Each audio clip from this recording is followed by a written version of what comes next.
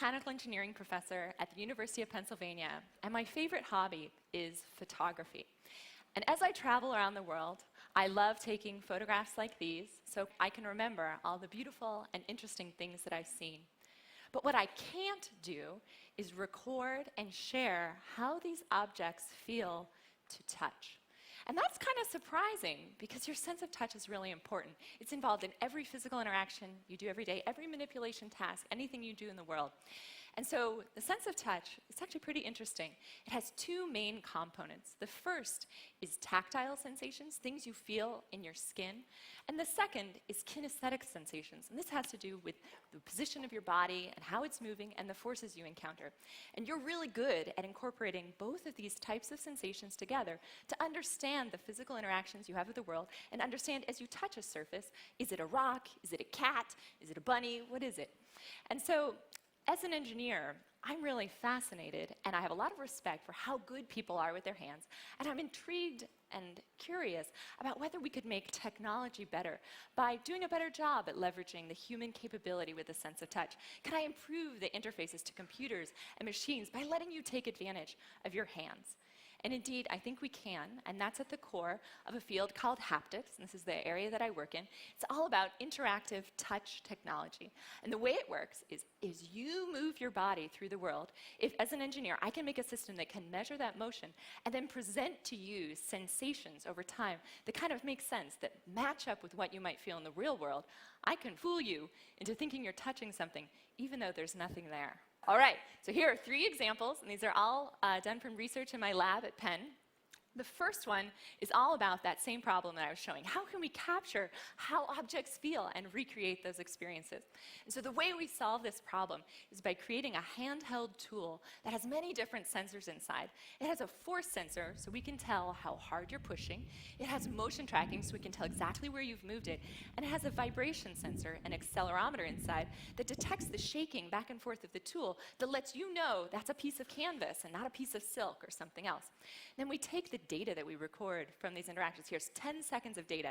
You can see how the vibrations get larger and smaller depending on how you move. Then we make a mathematical model of those relationships and program them into a tablet computer so that when you take the stylus and go and touch the screen, that voice coil actuator in the white bracket plays vibrations to give you the illusion that you're touching the real surface. Just like if you drag back and forth on the real canvas. We can create very compelling illusions. We can do this for all kinds of surfaces. And it's really a lot of fun. We call it haptography, haptic photography. And I think it has potential benefits in all sorts of areas like online shopping or maybe interactive museum exhibits where you're not really supposed to touch the precious artifacts, but you always want to.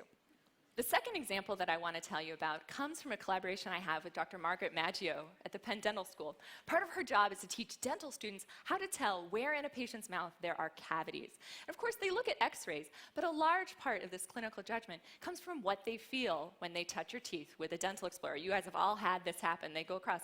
What they're feeling for is if the tooth is really hard, then it's healthy. But if it's kind of soft and sticky, that's a signal that the enamel is starting to decay.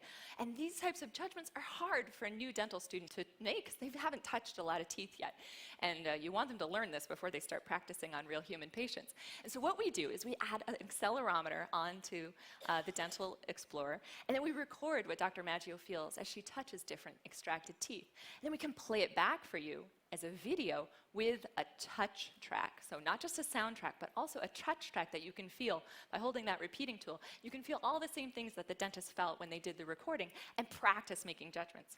So here's a sample one. Here's a tooth. It looks kind of suspicious, right? It has like all those brown stains. And you might be thinking, oh, we should definitely put a filling in this tooth. But truly, if you pay attention to how it feels, all the surfaces of this tooth are hard and healthy, so this patient does not need a filling. And these are exactly the kind of judgments that doctors make every day. And I think this technology that we've invented has a lot of potential for many different things in medical training because it's really simple and it does a great job at recreating what people feel through tools. I think it could also maybe help make games more interactive and fun and more realistic in the sensations that you feel. The last example I want to tell you about is, again, about human movement.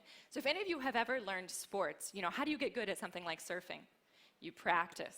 You practice some more and more, right? Making small corrections, maybe getting some input from a coach, learning how to improve your motions. I think we could use computers to help make that process more efficient and more fun.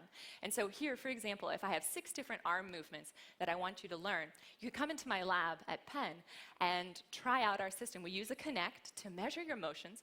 We show graphics on the screen, and then we also give you touch cues, haptic feedback on your arm, delivered by these haptic armbands, which have motors inside, and guide you as you move. So if we put it together, as you're trying to track this motion, if you deviate, say maybe your arm is a little too high, we turn on the motors that are right there on their skin to let you know, hey, you should move down, almost like a coach gently guiding you and helping you master these movements more quickly and make more precise corrections. We developed this system for use in stroke rehabilitation, but I think there are a lot of applications, like maybe dance training or all sorts of sports training as well. And so now you know a little bit about the field of haptics, which I think you're going to hear more about in the coming years. I've shown you 3 examples, and I just want to take a moment to acknowledge all of the great students who work with me in my lab at Penn and my collaborators. They're a great group, and I also want to thank you for your kind attention.